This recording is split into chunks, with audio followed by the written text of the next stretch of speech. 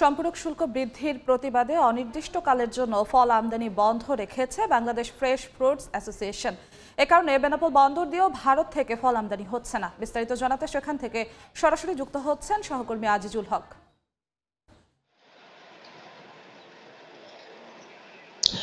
বেনাপোল স্থলবন্দর দিয়ে ভারত থেকে যে সমস্ত আপেল, আঙুর, কমলা, লেবু, মাল্টা জাতীয় যে সমস্ত তাজা ফল আমদানি হতো, এই সমস্ত ফল আমদানির ক্ষেত্রে ইতিপূর্বে কাস্টম কর্তৃপক্ষ 20% হিসাবে সম্পূরক শুল্ক আদায় করত। তবে হঠাৎ করে গত 9 জানুয়ারি জাতীয় রাজস্ব বোর্ড এনবিআর এই সম্পূরক শুল্কের পরিমাণ 20% থেকে বাড়িয়ে 30% বৃদ্ধি করে এবং কাস্টম কর্তৃপক্ষ অতিরিক্ত যে শুল্ক কর বাড়ানো হয়েছে সেটি আদায় শুরু করে। এর ফলে কিন্তু ফল আমদানি খরচ বেড়ে যায় এবং বাজারে কিন্তু ফলের দাম প্রতি কেজিতে 30 থেকে 40 টাকা বেড়ে যায়।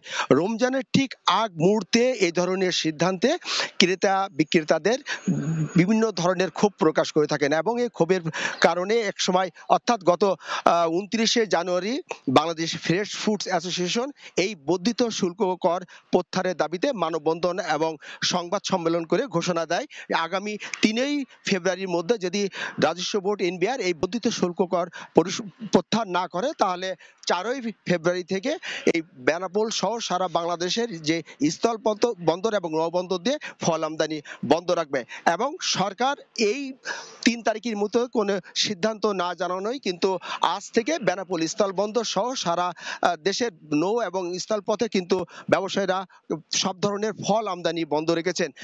বেনাপোল বন্দর দিয়ে কিন্তু এর আগে প্রতিদিন প্রায় 100 থেকে 120 ট্রাক ফল আমদানি হতো। তবে এই ফল আমদানি বন্ধ থাকায় কিন্তু সরকার বড় ধরনের রাজস্ব থেকে বঞ্চিত হচ্ছে, অর্থাৎ প্রতিদিন প্রায় 50 কোটি টাকা থেকে রাজস্ব আদায় করবে।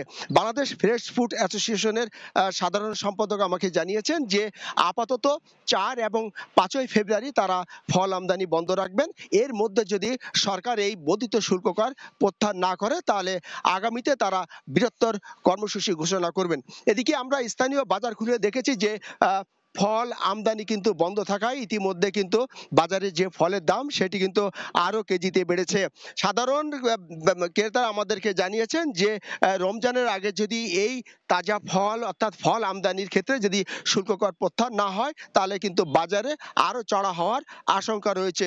তো এই ছিল বেনাপোল স্থল বন্দর দিয়ে যে ফল আমদানির উপর যে বর্ধিত শুল্ক কর প্রত্যাহার না করায় আজ থেকে টানা 2 দিনের জন্য বেনাপোল বন্দর সহ সারা দেশের স্থল এবং নৌপথে ফল আমদানি বন্ধ রয়েছে তার সর্বশেষ।